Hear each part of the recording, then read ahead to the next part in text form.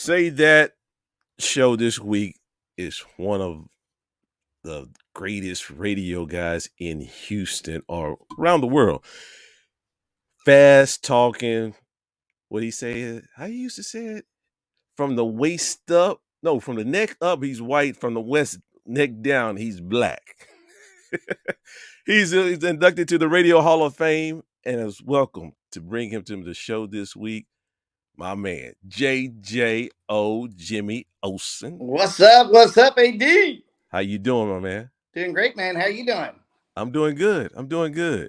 Thank you for coming on. First of all, congratulations. I tell you that several times, man, because you've been around for a long time, man, for a long time. And you got started off doing radio when?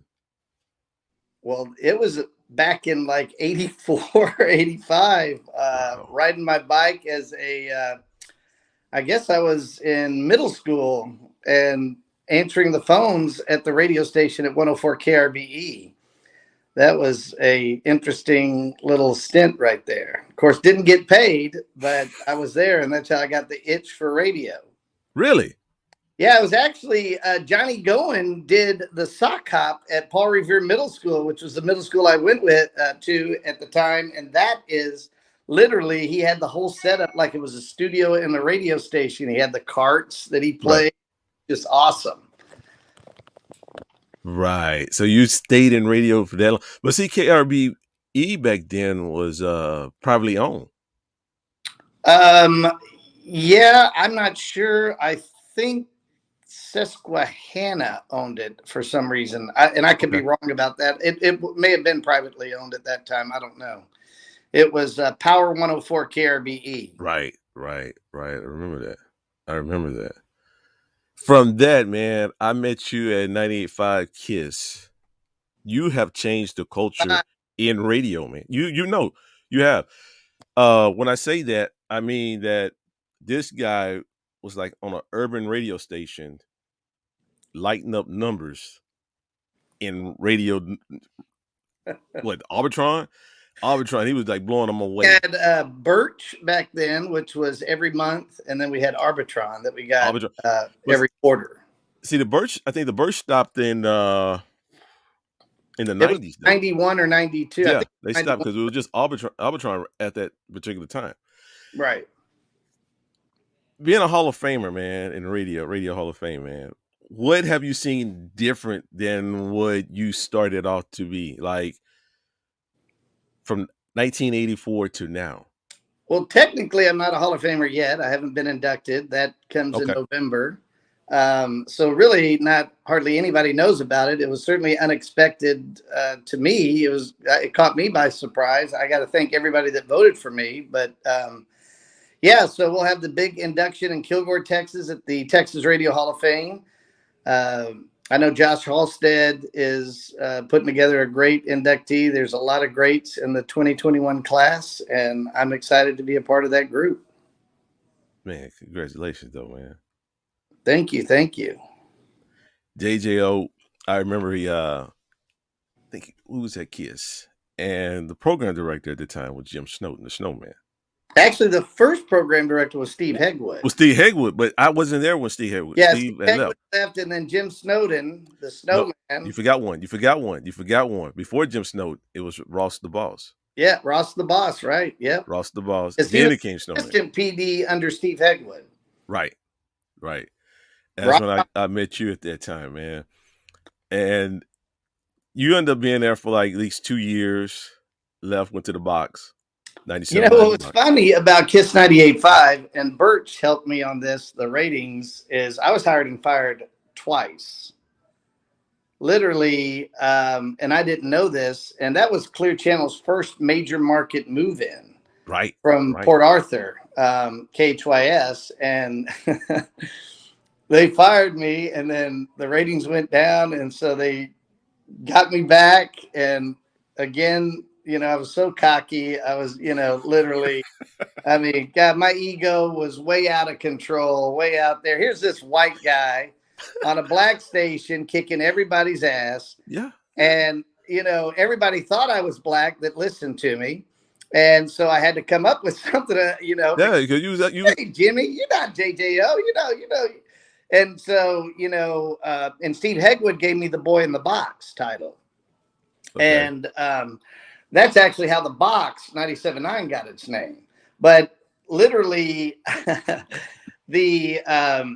made more money getting fired because they didn't want to deal with me. And then you see these internal memos that people leaked out. Of course, they were on paper and everything. They said, they were getting so many phone calls. Where's Jimmy? Where's Jimmy? And Right. all this stuff. And it just got to the point where they're just like, oh my God. So they bring me back, and then we kick butt in the ratings, and that happened twice. And then I had to get fired. I literally had to have Snowman fire me so I could go and start the box. I remember that. I remember that. And I remember you. I don't know if you remember what you did.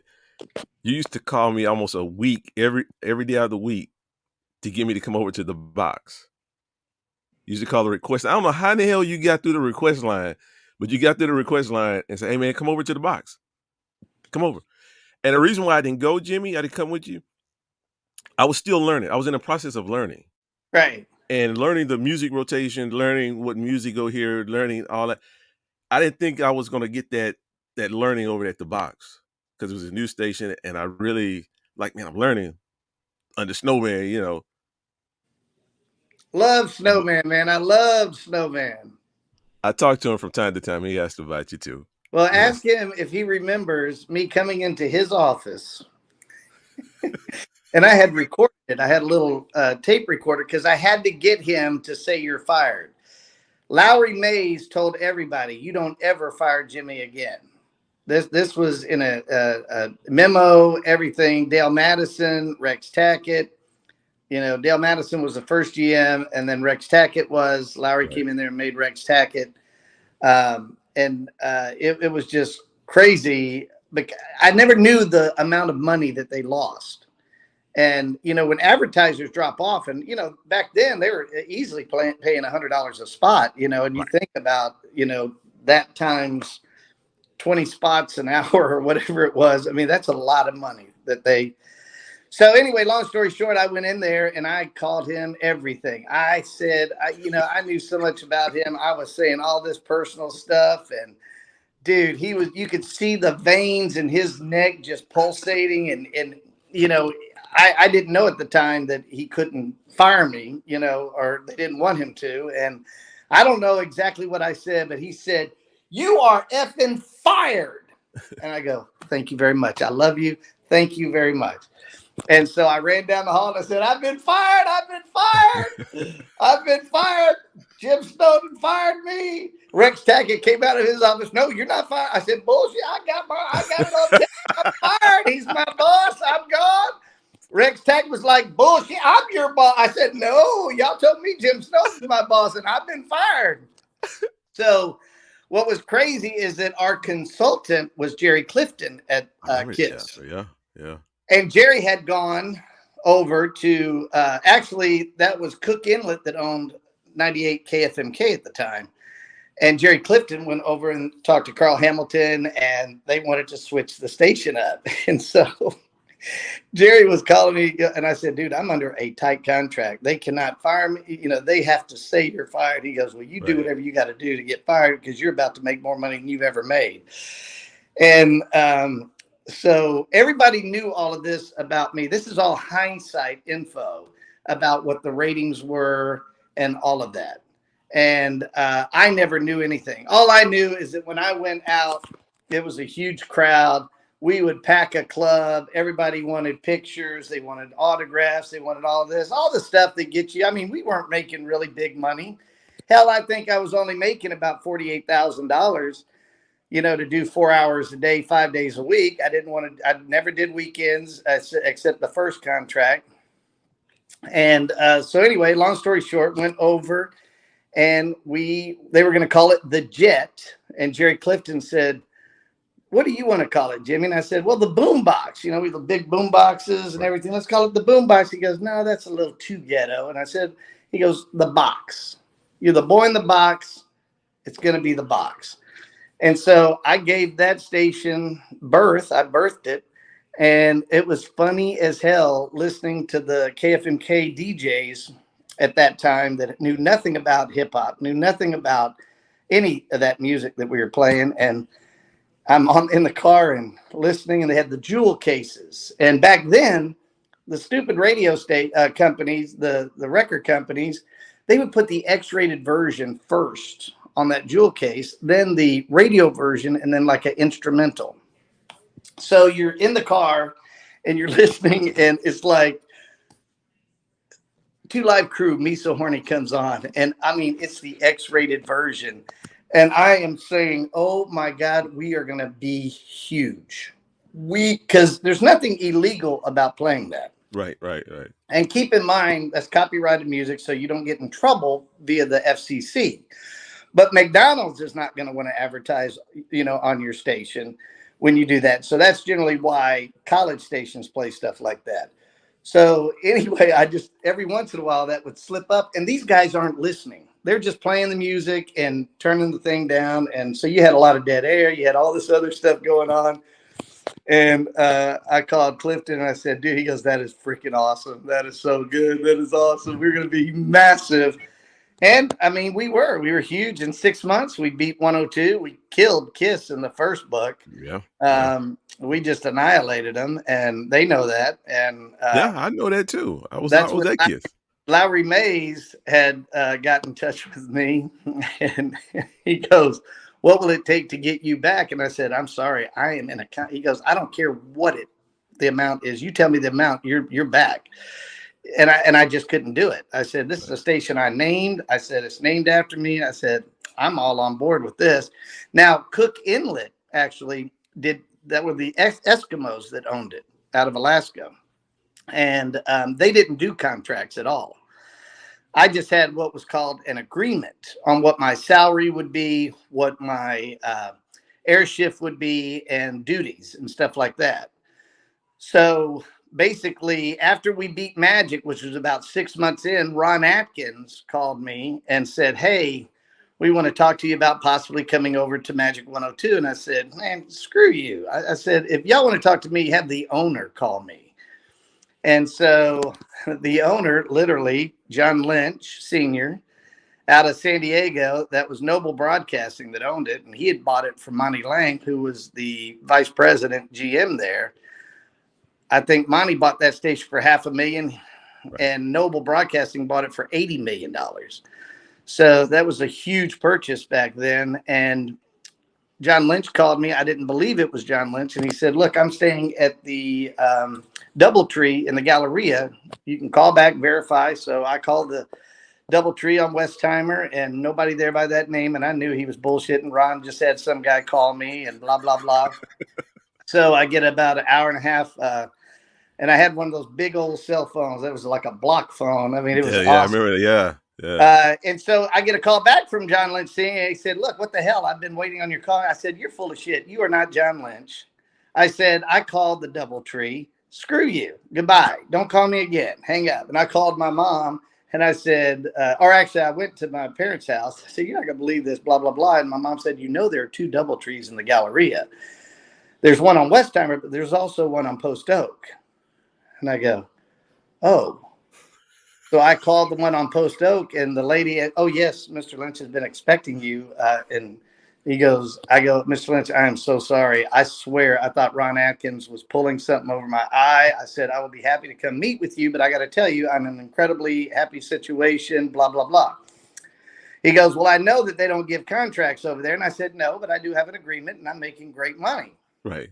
So I'm literally, I was making almost $100,000 a year, which, I mean, for a 20, I think I was 24, 20. I mean, I was young, and I was so happy. Plus, that had nothing to do with getting your extra pay that you did going out to clubs and doing remote. Extra pay, the clubs. And one thing that Cook Inlet did that pissed us off is they gave us the full amount of the check, and then we got a 1099 at the end of the year for what they paid us, and it was crazy to pay those taxes. And they actually got in trouble. I'm the one that got them in trouble. I said, look, you better pay all of our stuff.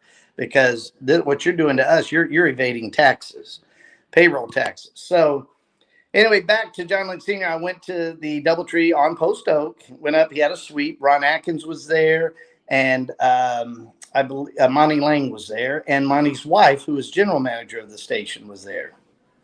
And he was on the couch. I was on the couch, and they were behind us, behind the couch, just standing. I said, "I'm not going to negotiate with these people in here. I'm not going to." I said, "I'm not going to talk to you with these people in here." I didn't even know it was going to go. I mean, I knew they wanted me over there. So John kicked them all out, and he said, "Hey, if we need, we'll call you." And so John said, "Hey," I said, "Look, I just want to cut to the chase. I flew all the way over here because you said you wanted to meet with the owner, Right. and I can tell you, I am the owner." And I go, "I believe you're the owner." And I said, "But it's a morgue over there. People don't want to work there. They're worried about being fired." I said, "It's just horrible." And I said, and he goes, "Well, look, you will be the boss. You will program. You'll do whatever you want to do. Nobody will mess with you." And I said, "I don't believe that." He goes, "Look, I'm going to tell you how serious I am. We're going to give you a contract." I said, "Your contract." So he goes, "No, we have contracts for normal, and then we have contracts for the people we want to keep." And I go, "Well, no, I'm not." He goes, "Look, you can do your own contract. And there has to be a couple of things in there that must be in there." Right. And he got his checkbook out, his personal checkbook, which I still have Xerox copies of this check. He wrote a $30,000 check to me. Damn. He said, "Listen, this is how serious I am. I flew all the way down here. Here's this check for $30,000. All I want you to do is consider the offer that we're going to give you. That's it. If you don't want to take it, that's fine. This $30,000 is yours." Now I'm thinking, God, dog, $30,000. I can probably get whatever the hell I want. At that time, So yeah, because everything was me, good. I'm like Yeah. literally thinking here. So okay, so I tell you, okay, so I can make my dad's a lawyer. He can do the contract. He said, "What are you offering?" And when he told me $480,000 a year, a 5-year deal, which was literally almost a $2.5 million deal. He said, "Nobody in this market makes this money. I don't care what station, what shift." He said, "John Lander never made this much money in this market. I can tell you exactly what people make in this market, and nobody will make this amount of money."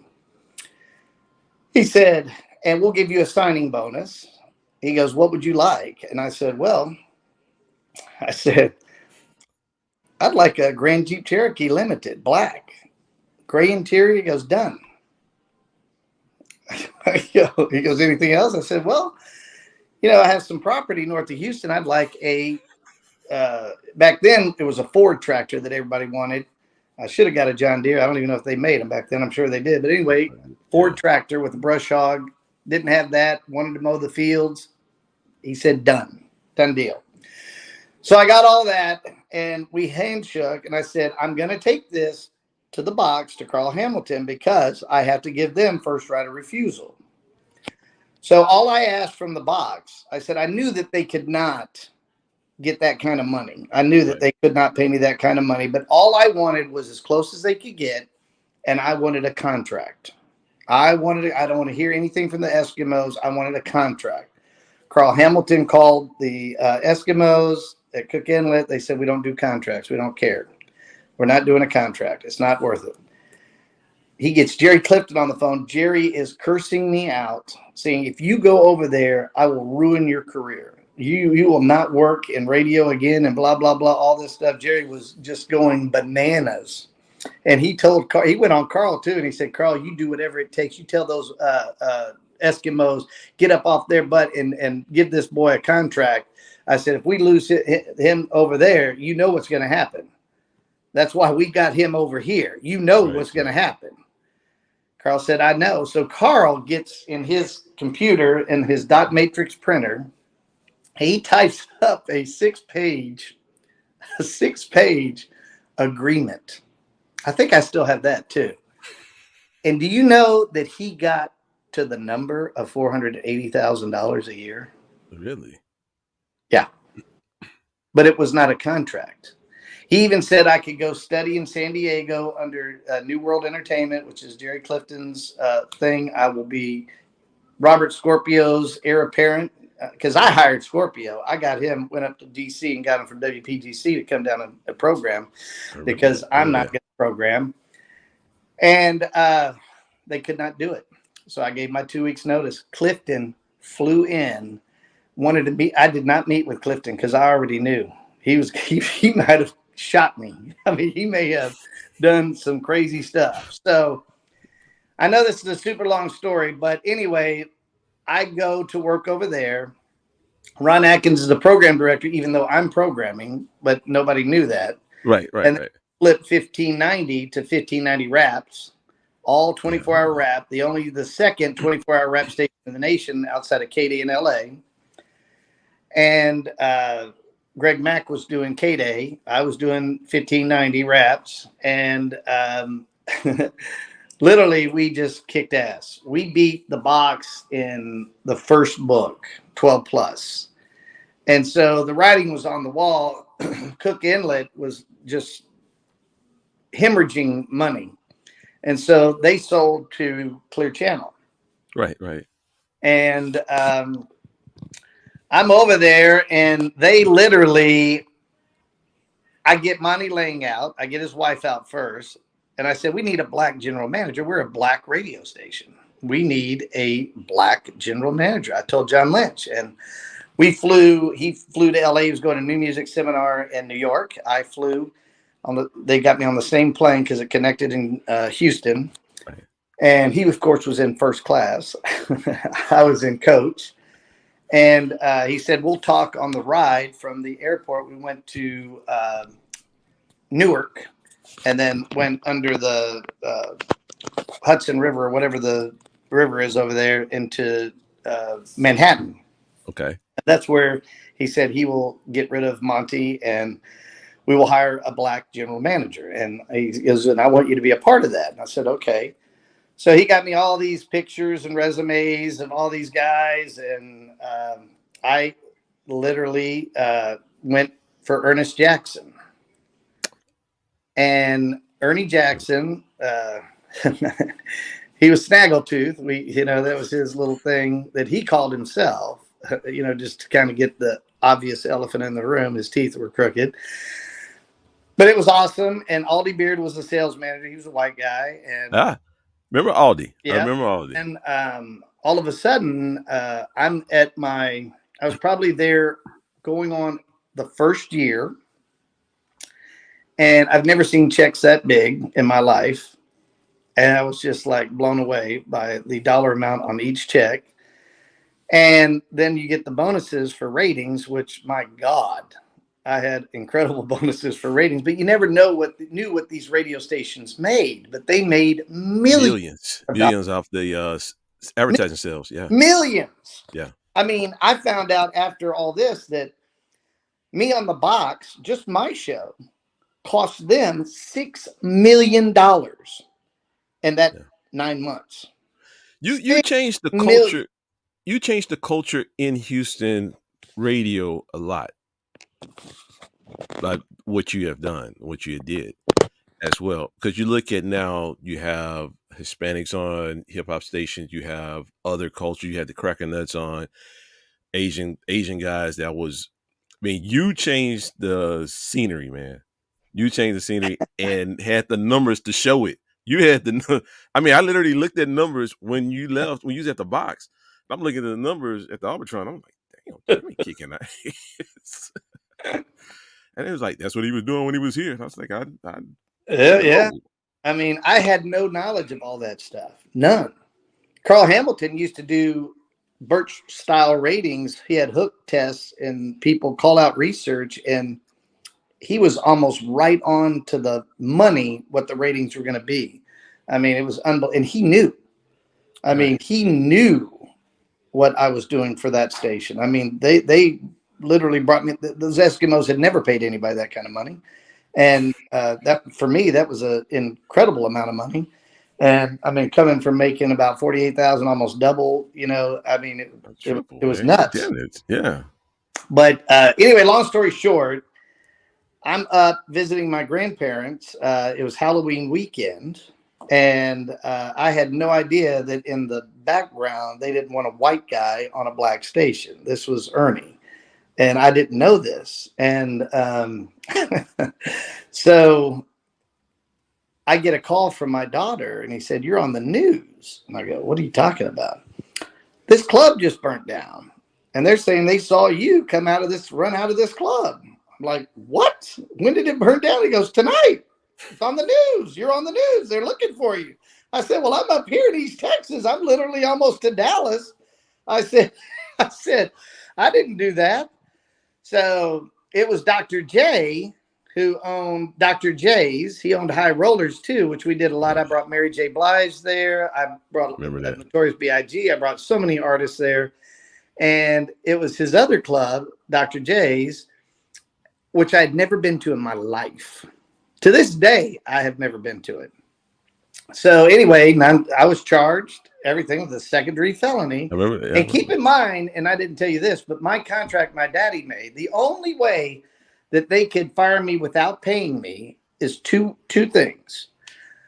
That I cost them their license, which they can't even operate, or I'm convicted of a felony in the state of Texas. Those were the only two ways that they didn't have to pay me that kind of money. So you can understand they had to do something. So they orchestrated all this up. What they did not know either is that my dad was a very well-connected lawyer and got me Dick DeGuerin, who was a massive attorney back in the day. Back in the day in Houston, yeah. Yeah, him and his brother. And they went, looked at all the evidence, and they're thinking, and they already knew I wasn't even in town. So they knew I did not do it. But I had to go. They took me through the back way of the Harris County Sheriff's downtown, did the mugshot, fingerprints, and back out. All the media was out front. They could not get that perp walk. They could not get anything. They had no pictures, no video of me, which they really orchestrated that very well. And then what was amazing is they took the saying of a security guard was there was a Marriott hotel across the street or something. And this is a security guard that said he saw me, but he never swore to this. He just said, "Hey, I saw him." And so I went from running out to getting on a bicycle to on a moped to actually the Jeep that I drove, which was the final thing that tied me, quote, to that. We asked that I take a lie detector test at the arson department of the fire department. They normally don't do that when you're indicted, but we told them I wasn't even in town. So I passed 2 lie detector tests. They were like, "Wow." The only thing that was kind of an if is when they asked me the question, "Do you know who did this?" And I'm thinking, hell, motherfucker. Yeah, I know who did it. The guy that owns the club. They do this all the time. This was just a way to frame me, to try to frame me. And hell, if I would have been them, I would have invited me to that club, got in a fight with several witnesses, and then done it then. That night. Yeah. You'd have me hook, line, and sinker. Yeah. But they don't think like that. They weren't thinking about that. Aldi Beard, Ernie Jackson were all involved. Really? All of this. All of this was orchestrated. Now, I'm not saying they burnt down a club to frame me, but when this club burnt down, a light bulb went off. This is a felony. We need to somehow tie it to him, and then we don't have to pay him, and we could get on. So they had suspended me pending a serious allegation.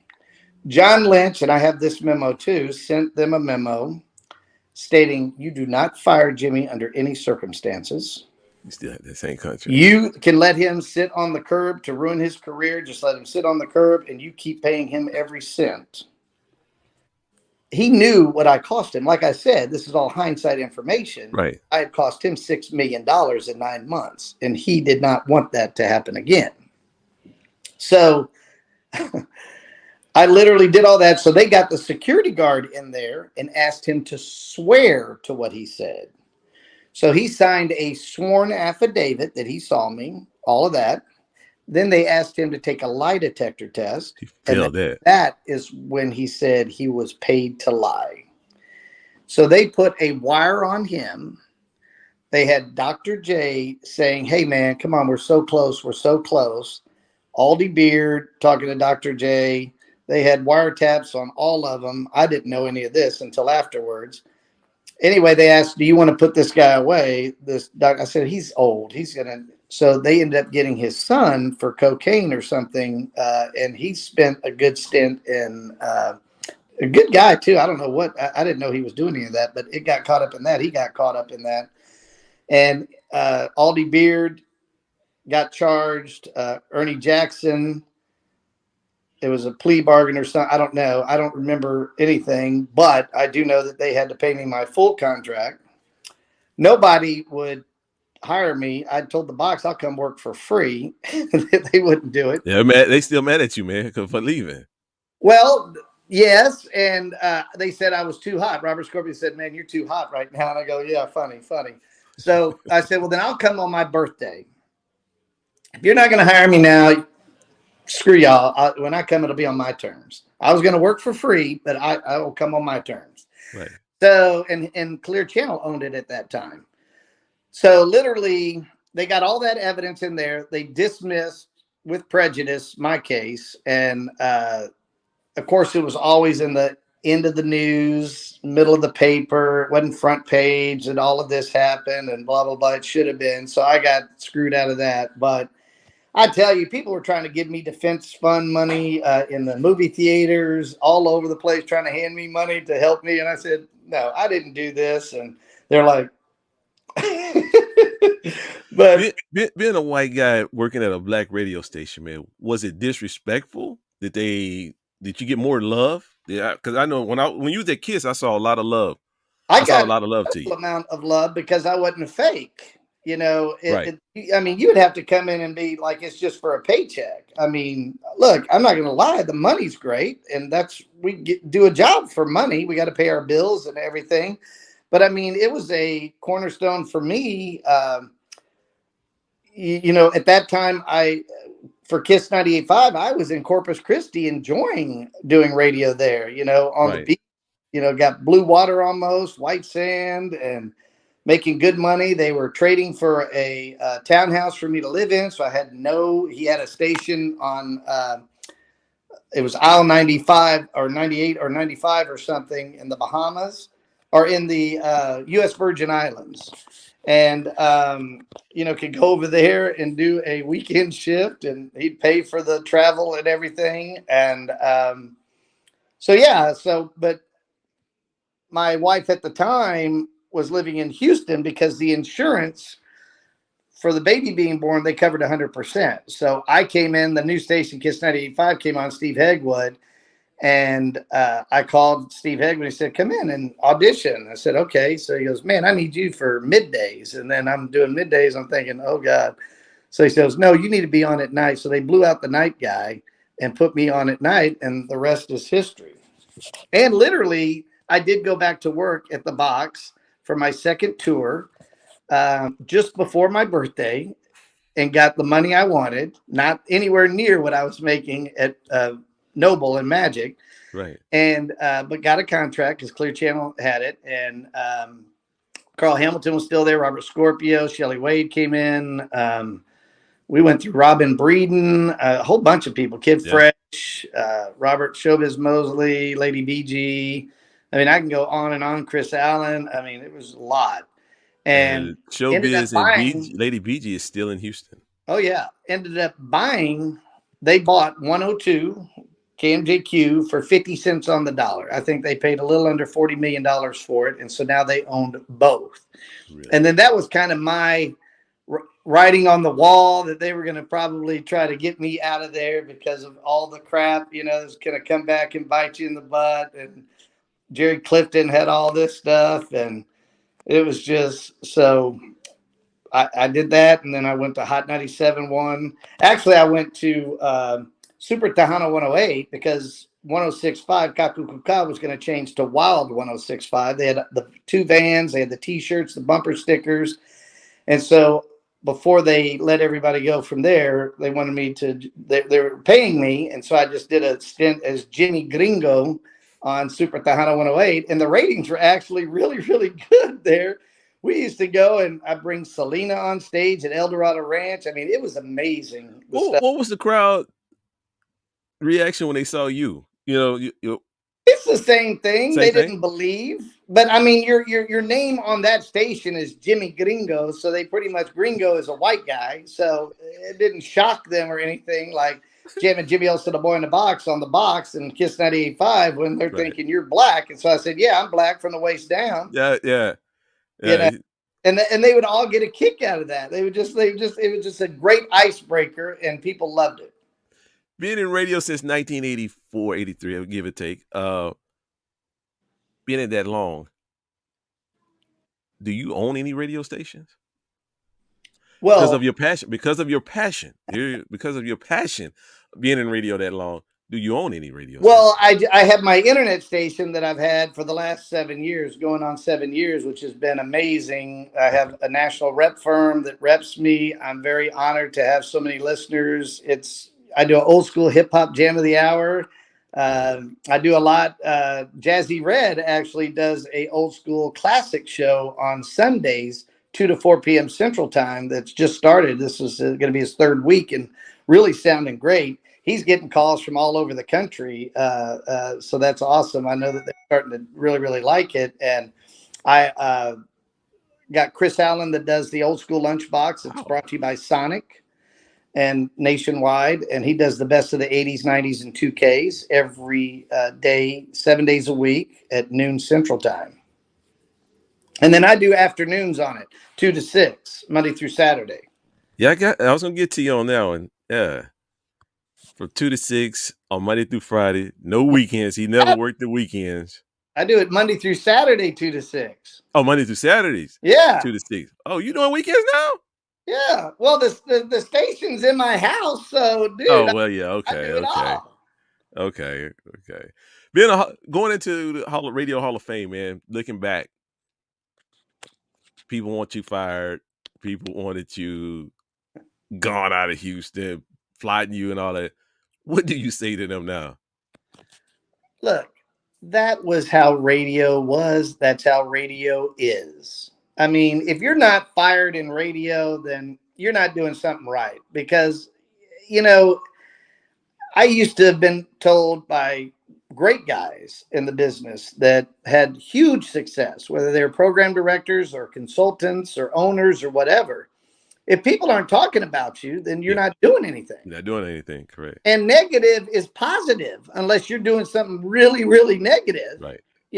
I mean, I used to say bitch and hoe on the radio. Now, here's a white guy on the radio saying bitch and hoe. So you can already assume what was going to happen. And Magic used to record my show all the time, and they would edit it up to where I'm saying bitch, bitch, bitch, bitch, ho, ho, ho, ho, ho, Yeah. all this crazy stuff. And they would take it to advertisers and say, you want to advertise on this station?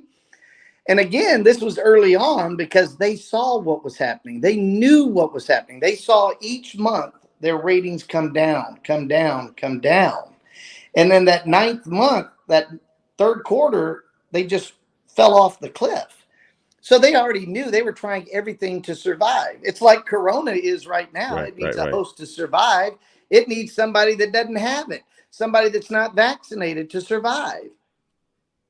Every living thing wants to survive, and radio stations, they make money. They don't want to lose money, and they're going to do whatever they can to survive. But it's funny that the black owned McDonald's did come off the box.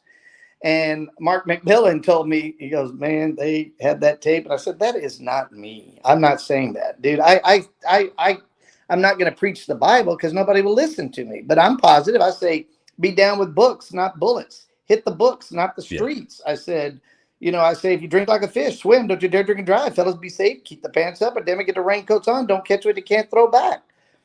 Ah, man, I Positive remember that, stuff. dude. Remember that. And it's positive. So, yeah, I say, if you're a bitch, you know you're a bitch. And if you're a hoe, you know you're a hoe. I don't Right. have to call you out. You already know it. Embrace it. Be you. It's all good. When we was in radio, man, and this is what I've noticed about radio stations now. When we was there, we was always had the keys to the van always in the streets. We was always in the street, man. Doing something or doing whatever it is, we was always in the street. Now look at radio stations now, all the vans sitting in the parking lot. Dude, I used to tell everybody at Magic, if I come into here and that van is parked in the parking garage, whoever parked that in the parking garage, look for another job. Yeah. I would rather you park it on the side of a freeway. We used to, when we got at Kiss 98.5, those yellow banners, we used to wrap cars on the freeway that were broken down. And I'll Right. never forget the city call and say, dude, people are using that as cover. They're going in and ripping out radios and everything. Yeah. I go, wait, really? Remember that. Yeah, man. And I'm like, things have really changed in radio a lot.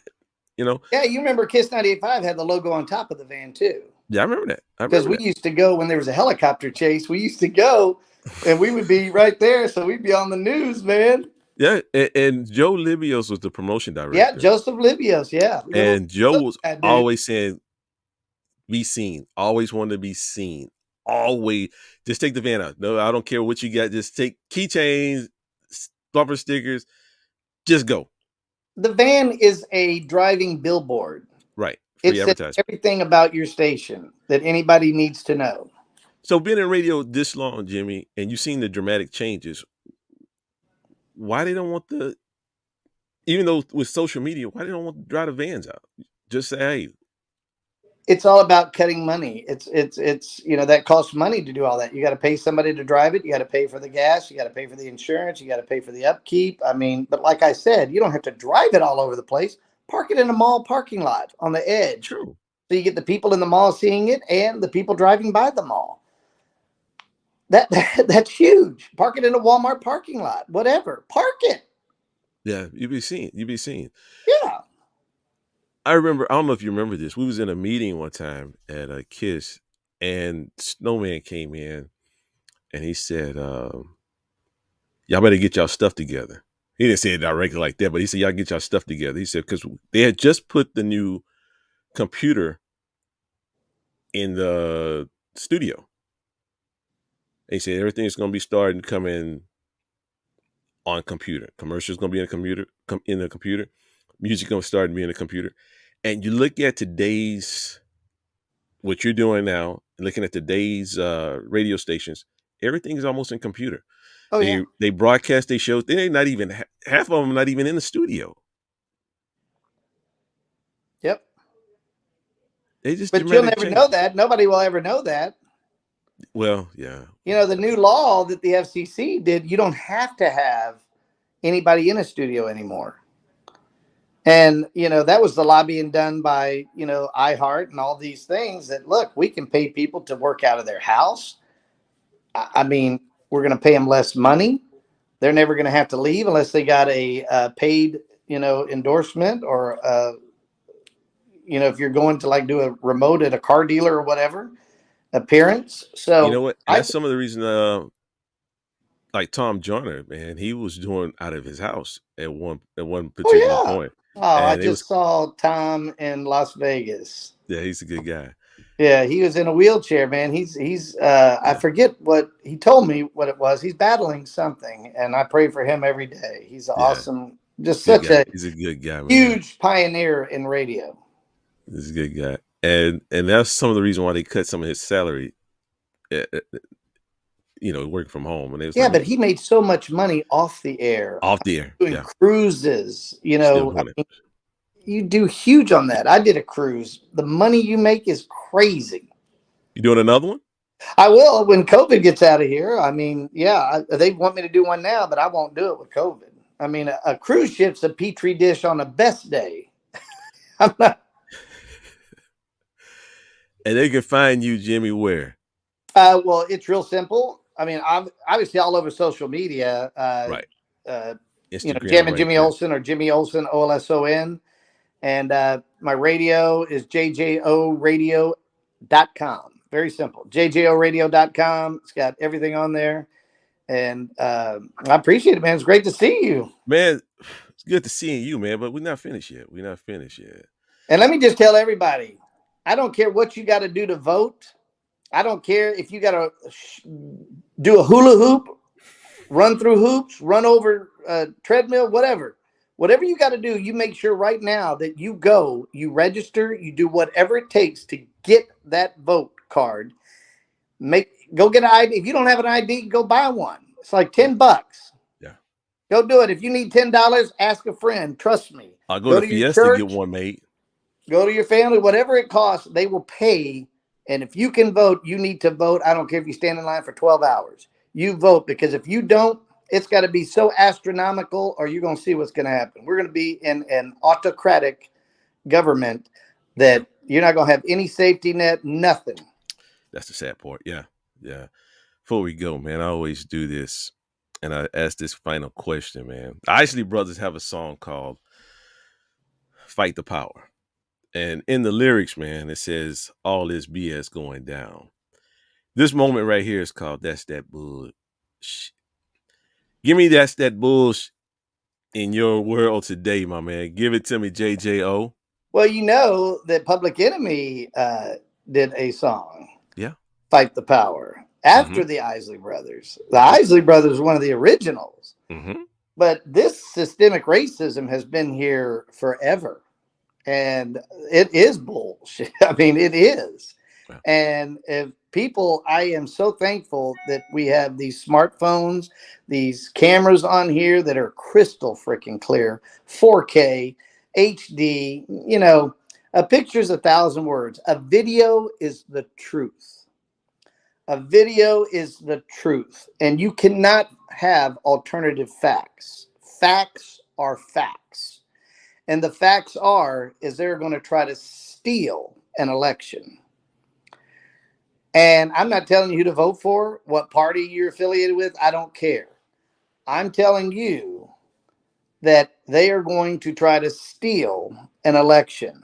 And people need to come out and vote in droves. If you are eligible to vote, shame on you if you don't go vote. I don't care what the inconvenience is. Pack a lunch.